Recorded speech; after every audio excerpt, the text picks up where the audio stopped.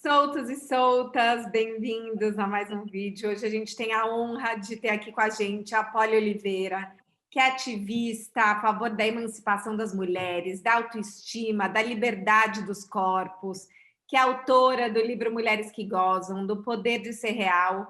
E hoje a gente veio aprofundar essa conversa sobre o massacre que a gente vive, né? Desses padrões de beleza, a ilusão que a gente tem de liberdade, da vaidade, como a gente tem que se emancipar de tudo isso mesmo e reassumir os nossos próprios corpos e a nossa felicidade. Polly, obrigada por estar aqui. Muito obrigada a vocês por me chamarem. Eu acho que é sempre uma oportunidade maravilhosa que tem para levar voz mesmo, para falar sobre isso. É um tema que nós precisamos debater acirradamente todos os dias, infelizmente. Mas se for preciso, nós vamos a todos os confins da Terra para debater esse assunto. Seu trabalho é muito importante para que as mulheres possam ser felizes com os corpos que elas têm e parar de se massacrar tanto. Então, se você por aí também está sentindo que está difícil se aceitar, já se inscreve nesse canal, ativa as notificações, que 3 vezes por semana a gente volta com muitos respiros de liberdade e soltura para deixar a sua vida mais feliz. Você milita muito sobre o empoderamento feminino, o poder de ser real. Por que você acha que a grande maioria das mulheres ainda segue insatisfeita consigo mesma? Quando a gente olha para as estatísticas e vê que apenas 4% das mulheres se acham bonitas, a gente vê que nós temos 1 turbilhão de mulheres, milhões de mulheres por aí insatisfeitas com a própria imagem. Quando uma mulher é insatisfeita com a própria imagem, não falo somente de corpo, porque a autoestima ela reflete muito internamente como a mulher vive, os conflitos que ela vive. Como que a gente vai ter uma qualidade de vida boa, sabe? Eu fico pensando assim, mulheres não conseguem alcançar grandes escalões em empresa, mulheres não conseguem chegar em lugares altos se ela não estiver muito bem com ela mesma. A baixa autoestima e a certeza de que nossos corpos sempre estão errados, está sempre fora do que eles desejam, impossibilita mulheres de vencerem, impossibilita mulheres de alcançarem voos altos, impossibilita mulheres de realizarem seus próprios sonhos e desejos, por menor que seja. Eu acho que é hora de se falar sobre isso, porque não tem como nós vencermos se nós não estivermos bem, não só com a imagem, mas com tudo o que é ser mulher. Sabe que a gente vê, e que eu acho que é difícil, até voltando na professora Valesca Casanello, né? Ela fala que a gente está nessa grande prateleira do amor e que a mulher entende que o valor dela está no fato dela ser escolhida. E aqui a gente fala com muitas solteiras, né? E às vezes eu sinto no discurso que é assim, não, você que é casada, que tem um namorado que já te ama, pode se permitir abraçar a sua real beleza. Eu que estou aqui na batalha para achar um namorado, ainda vou ter que... Se já está difícil eu tentando tudo isso, imagina a hora que eu abrir mão. Então, eu sinto que muitas vezes as solteiras são mais inseguras e mais suscetíveis a todo esse tipo de procedimento e opressão, como se isso ainda fosse uma forma delas serem escolhidas por um homem e assim elas terem um valor maior. Você sente isso também? Sinto, e o que você está falando é muito importante, que hoje eu peguei o print de uma coach que ela falou o único resultado final para uma feminista é a solidão. Ela finalizou o texto dela usando a arma mais poderosa que o patriarcado usa contra as mulheres, o medo de ficar sozinha. Nossa. Nos venderam a ideia de solidão como algo maligno. Até as mulheres entenderem que solidão não é estar sozinha, vamos levar muito tempo. A maioria das mulheres tem medo da solidão, tem medo de permanecer sozinha, porque nos venderam essa ideia, esse sonho, né, americano, essa comédia romântica de que existe a outra banda da laranja, a tampa da panela. Como nós temos medo disso, então eles acabam conseguindo tudo. Eles acabam fazendo com que a mulher solteira fique presa a esses padrões, a essa busca incessante por um corpo perfeito, por um cabelo bonito, por uma pele sedosa e, detalhe, que não envelheça. Né? Então, essa mulher ela se preocupa o tempo inteiro em não envelhecer até chegar ao seu príncipe encantado. Quando essa mulher entende que ser feminista, que lutar por outras mulheres é sinônimo de solidão, ela se afasta, porque ela também entende que estar neste local vai distanciar ela do belo, que ela não vai mais poder se cuidar, que ela não vai poder fazer dieta, porque as mulheres estão tão encegueiradas achando que realmente para conquistar o que elas querem é só na base de muito chá para emagrecer, né? Muita cinta modeladora. Então elas não querem abrir mão porque para mim tudo isso é um sofrimento. Uma mulher que vive nesse limbo eterno, na busca de um corpo que não existe, ela está deixando de fora todas as outras oportunidades. Por medo de quê? Por medo de não ficar só. O seu então, assim, quando as mulheres... né, é muito potente. Sim. Acho que a gente até vai pôr um pedacinho aqui, porque é isso, as mulheres estão completamente dilaceradas e felizes, falando, tô aqui com meu nariz, porque eu acabei de fazer. Então, assim, é tão preocupante Exato. A gente pensar o quanto a gente normalizou a dor de todos esses procedimentos em nome de uma beleza que nunca vai ser atingida, né? Mas Carol, só porque eu acho que assim, é muito preocupante se fosse uma busca, a dor, só em busca da beleza, mas pelo que você colocou, que eu acho que é muito louco, que não é a busca pela beleza, é a busca por ser escolhida.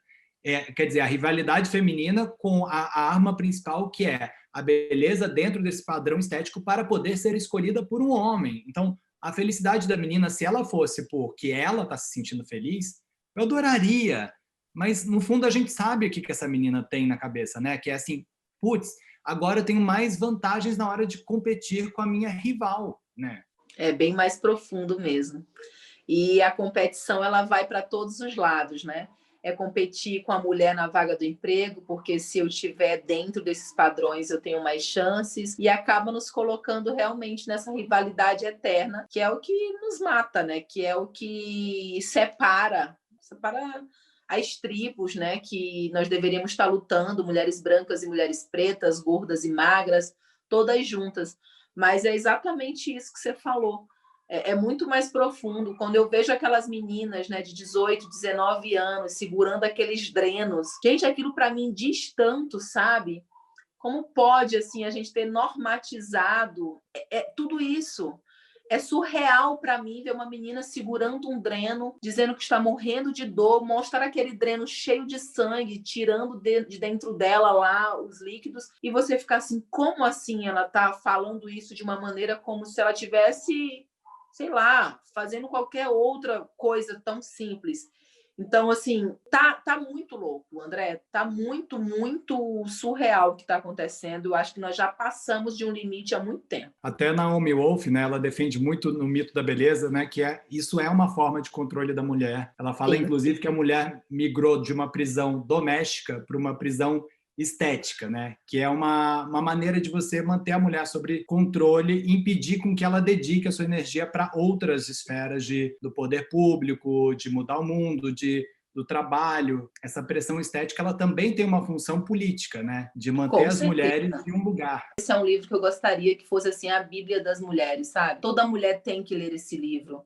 Foi um livro escrito na década de 90, e você vai ler o que a Naomi escreveu e você vê que é como se fossem presságios mesmo, sabe? Ela estava falando o que estava por vir. Então, é assustador e, ao mesmo tempo, é desafiador demais falar sobre isso e ter que abrir os olhos não só das mulheres, mas de todo mundo, para ver o que está óbvio. As pessoas, o mundo, a sociedade quer mulheres ocupadas para que elas não vejam e não descubram seu potencial. Essa é a grande verdade. As mulheres têm um grande poder, né? E esse poder, ele nasce com essa mulher. E uma vez que ele é abafado, escondido, o patriarcado ele vai, né, se sobrepor, ele vai acabar vencendo. Então, assim, quando a gente fala que a revolução é feminina, e as pessoas têm medo disso porque sabem que uma mulher, quando descobre o potencial que ela tem, ela não perde mais tanto tempo cuidando de algo que é tão passageiro, que é o corpo, né? E quando eu falo cuidar do corpo, eu não estou falando que a mulher não deve se cuidar, não deve se amar, não deve ter esse momento de autocuidado. Eu estou falando dessas coisas muito mais profundas, sabe? Essas mutilações que estão acontecendo em massa. E está todo mundo olhando isso, e é como se nós tivéssemos realmente uma hipnose social. Ninguém está percebendo o perigo do que está acontecendo atualmente, sabe, André? Porque eu acho que fica muito difícil separar o que é vaidade e cuidado do que é a opressão estética. Porque quando você está no meio desse roda-moinho, você não entende que você está sendo vítima de uma opressão estética. Você acha que você está cuidando de você, né? Que assim, imagina, Exato. eu acordo 4h30 da manhã para ir correr, é porque a endorfina faz bem, eu estou cuidando de mim, imagina. Eu estou aqui passando essas coisas no cabelo, isso é autocuidado. E, na verdade, a gente está gastando uma puta grana em um tempo e está sempre insatisfeito, porque sempre vai ter alguém que é mais magro que você, mais jovem que você, um novo procedimento que você pode fazer. Então, eu sinto que a gente acha, né, vive num discurso de que é vaidade e autocuidado, e, na verdade, a gente está se oprimindo. Como é que a gente desliga essa chave e fala, gata, não é vaidade, não. É uma linha muito tênue, né, Carol? Isso desprende de nós, requer de nós um autoconhecimento muito grande. E autoconhecimento, eu costumo dizer que é muito difícil, é mais difícil você se conhecer do que conhecer outra pessoa. O autoconhecimento, ele requer tempo, maturidade, né? Maturidade para você entender quem é o seu corpo, a história do seu corpo, o que ele precisa de fato, porque muitas mulheres hoje não dão um braço a torcer de que estão escravas desse sistema. E é aí que mora o grande perigo, porque quando a gente não consegue mais entender o que é pressão estética e o que é uma simples vaidade, um autocuidado, nós percebemos que nós estamos à beira do abismo. Quando eu fiz a live com o médico, não sei se vocês chegaram a ver, sobre cirurgias íntimas, né? Ao ponto do cara chegar para mim e falou assim, mas você está maquiada. Entende o perigo que é isso? O cara, ele quis usar do discurso. Eu entendi na fala desse médico vários pontos. Primeiro ponto do estereótipo feminista, né? De que é aquela mulher que não se cuida, que não arruma, que está sempre desleixada. Ele quis ligar a isso. E depois ele quis me confundir e tentar comparar coisas que são incomparáveis. Você comparar uma mulher que passa um batom, passa uma base, arruma um cabelo, com uma mulher que se submete a procedimentos cirúrgicos que matam. Nós estamos vendo aí os números crescentes de morte de mulheres em cima de uma mesa de cirurgia em busca de um corpo que não existe. Então, assim, uma mulher ela não corre risco de vida quando está passando um batom, né? Então, a gente percebe que a linha ela é muito tênue e a gente precisa ficar alerta a isso.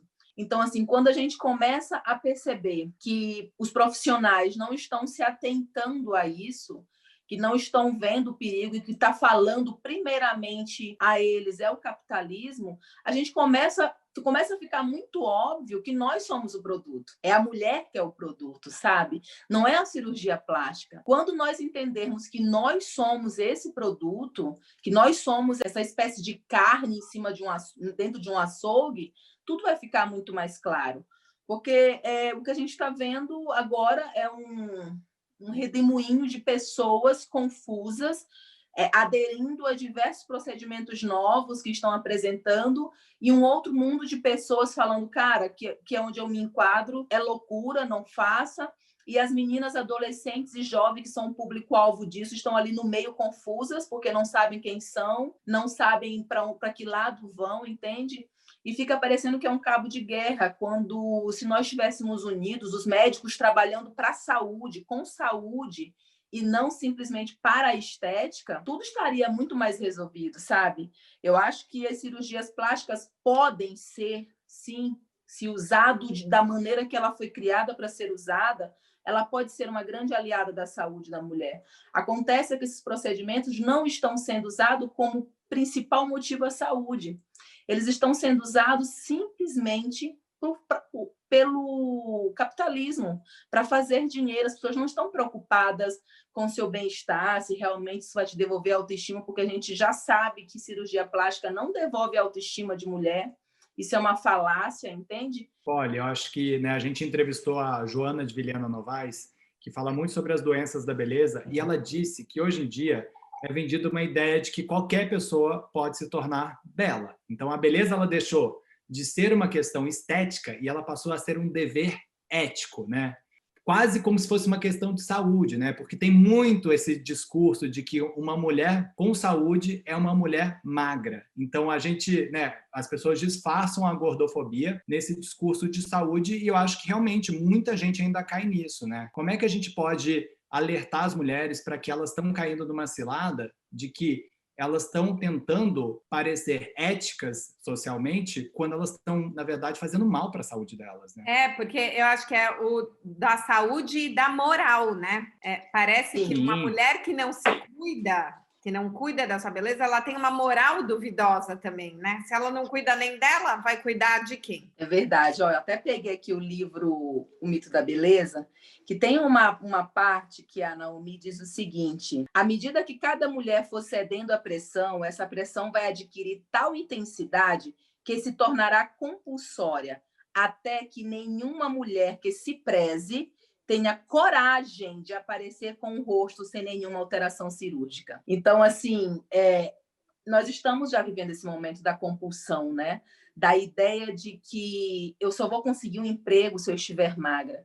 Eu só posso validar a minha inteligência se eu estiver magra, se eu estiver com harmonização facial em dias. Esses dias eu recebi de uma seguidora um formulário que ela recebeu de uma empresa que ela estava participando de um processo seletivo.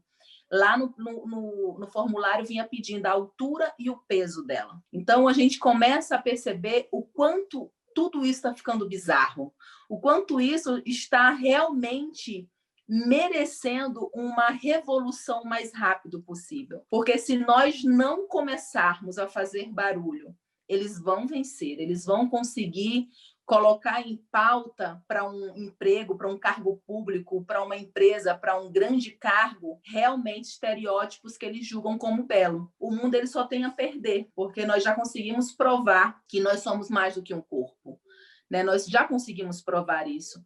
Mas a gente está vivendo um processo de retrocesso em vários sentidos. E, por incrível que pareça ou não, mais uma vez somos nós, mulheres, as mais afetadas. Hoje eu acho que vocês também foram bombardeados, né, com o caso da Mari Ferrer, que, né, o estuprador foi inocentado porque enquadraram ele dentro de uma lei que não existe. Então, ali, essa história da Mari, ela vem reforçar a sociedade na qual a mulher está vivendo. Ela vem, mais uma vez, para enfatizar que ou a gente se une e briga por um único ideal, ou todas nós vamos ser tratadas como a Mari foi tratada ali naquele dia, no dia do julgamento. Então, dá para a gente tirar como exemplo isso e começar a levantar as mangas, sabe?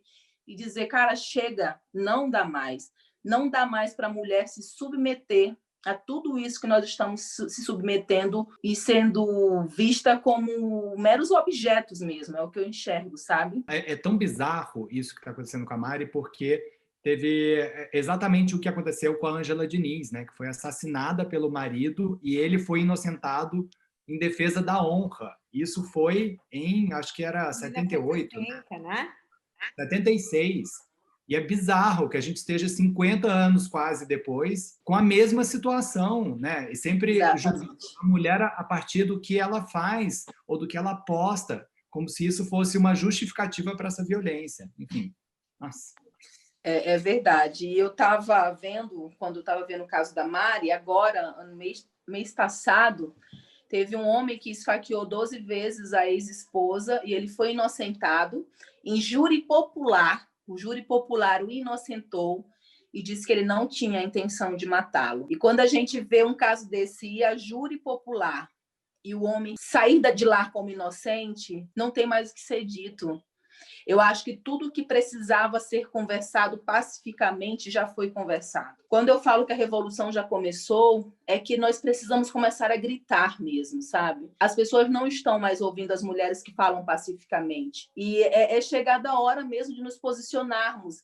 E nós precisamos da ajuda do maior número de pessoas possíveis, de homens, mulheres, crianças, de todos. Essa não é uma luta de homem contra mulheres, sabe? É a luta de pessoas contra um sistema que está oprimindo. E você é muito criticada por outras mulheres, né, também. A que você atribui essa raiva dessas mulheres em cima de você que está fazendo um movimento de um convite de libertação? Infelizmente, o machismo estrutural ele é um vírus que ele não escolhe o gênero, né? Ele não vai afetar somente aos homens. Queria eu que só os homens fossem afetados, porque seria muito mais fácil. Mas não é. Mas quando eu vejo uma mulher falando, né, me acusando ou se dirigindo a mim de maneira assim raivosa, né, com ira. Você não me representa, é uma vergonha. Eu penso assim, um dia eu já estive nesse lugar. Um dia eu estive nesse lugar e estive com os olhos vendados. Então, assim, eu preciso ter paciência, assim, a maior empatia possível. Obviamente que tem casos que não tem como. A mulher ela já está tão inserida dentro do machismo, ela já está tão visgada por esse sistema que ela é incapaz realmente de entender o que a gente fala, de entender a nossa luta. Então, eu já cheguei a ouvir de mulheres assim, de dizer assim, o feminismo é um câncer do mundo, é uma doença que está separando famílias, assim. A quem que o feminismo está separando, né? O feminismo não separa famílias saudáveis, o feminismo liberta mulheres de casamentos opressores, é diferente. Só que nós estamos vivendo a era da família tradicional brasileira, que esconde debaixo do tapete toda essa sujeira, tudo que está acontecendo, e quando isso é revelado, é normal que essas pessoas se sintam incomodadas, né? Quando a gente vê, mais uma vez, o caso da Mari, você vai ver o sobrenome do André, você sabe o que está por trás disso, entende? Não é só um menino que foi inocentado, é um sobrenome imenso, é uma família inteira que está por trás disso.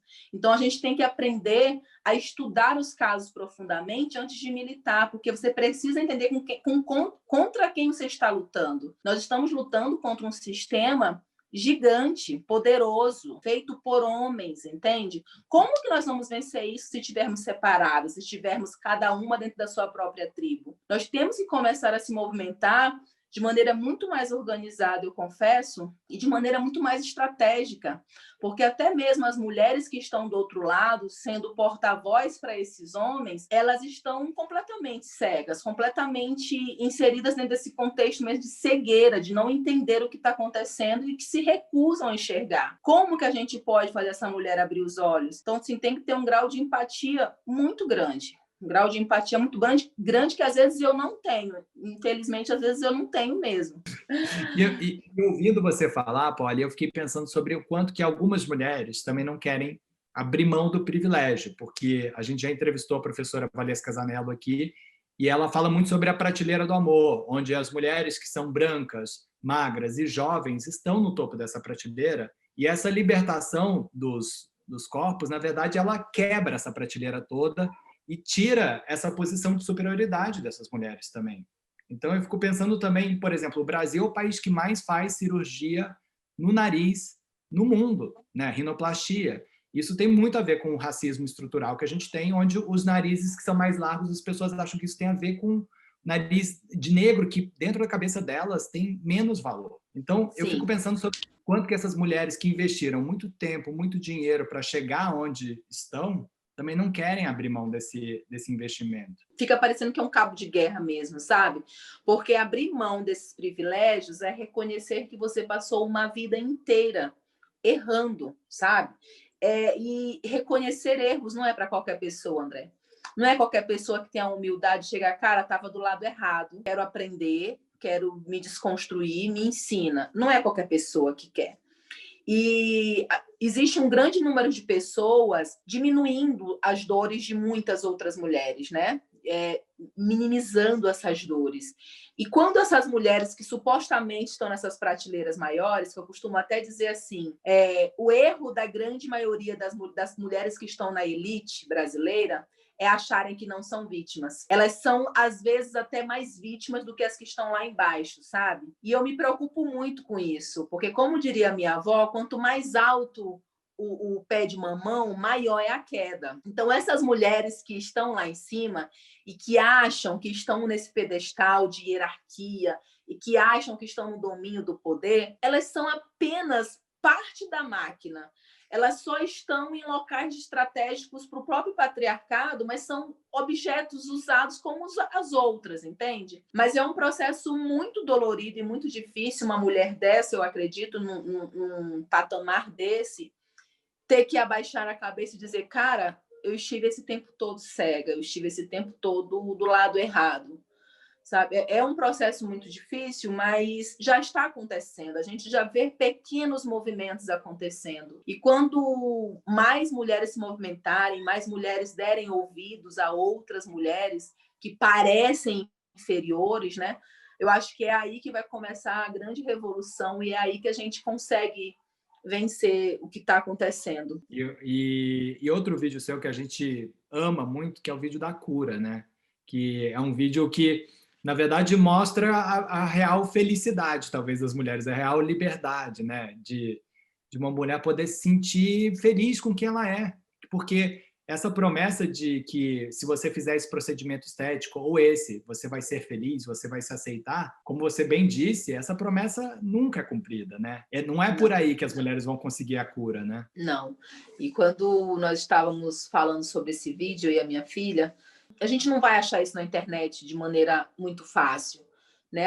As influenciadoras, até mesmo eu vi algumas influencers gordas, apesar de militarem sobre corpo, eu não via a alegria, sabe? Cara, bota esse corpo, dança, tenta extravasar e mostrar uma alegria real. Eu falei, eu já sei, eu posso falar com as minhas seguidoras e elas mesmas transparecerem isso. Por que elas não serem agora a influência que a gente está precisando? Então, foi um momento realmente, cara, é cura isso aqui. Mulheres se sentiram curadas ao olharem aquelas mulheres dançando. Eu recebi muitos depoimentos, entende? De muitas mulheres falaram assim, cara, eu consegui sentir a alegria delas passarem para o lado de cá. Eu dancei junto. Foi receber mensagem assim, do marido, receber mensagem de homens. Poli, fazia 1 ano que eu não via minha mulher de calcinha e sutiã. Você tem ideia que fazia 6 meses que a gente não transava, fazia um tempo, e ela estava radiante, foi maravilhoso, obrigada. Então, não tem preço assim, sabe, André? A gente precisa falar que felicidade não está atrelada a um corpo perfeito. Felicidade é algo muito maior, não é essa coisa que estão nos vendendo, sabe? Ela não é essa cápsula que estão nos vendendo. E que toda mulher merece viver isso, merece sentir isso. E se ela quiser, ela vai conseguir. Não é fácil, né? Nós sabemos que não é fácil porque são muitas vozes o tempo inteiro ao nosso redor. Mas é possível. Poli, muito, muito obrigada. Que Obrigada a gente possa eu. se curar juntas, se libertar, se amar, dançar muito para a gente mesmo, né? Com certeza. Fazer a revolução começar dentro de nós, né? Não tem como a gente fazer revolução fora sem começar dentro. Muito obrigada, Carol e André, vocês são maravilhosos. Obrigada por me deixar falar. Se deixar, eu vou ficar falando aqui 1 hora. E que nós possamos fazer a mudança acontecer. E eu estou à disposição de vocês sempre que vocês precisarem. Obrigada. Obrigado, linda.